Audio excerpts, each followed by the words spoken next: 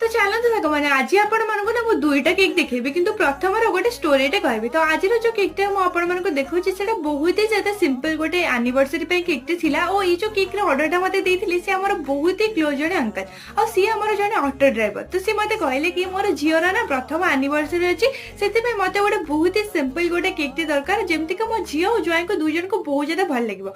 कि जेहेतु आमे प्रथम तोर बुढ़ा बुढ़ी दुई जन जाक तांको घर को जाउजु सेति पे खाली हाथ रे केमति जेबी जेहेतु झियोर एनिवर्सरी भी अच्छी से गोटे केकटे नहीं जीवु भारी।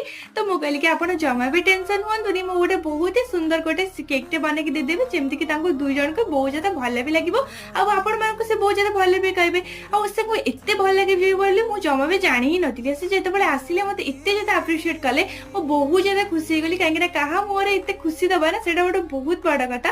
और सहित मत आउ गोटे केक्र भी अर्डर आसाला आपको केमती लगे निहत भाव में कमेंट करूँ। तो रोचे नमस्कार, जय जगन्नाथ, बाय बाय।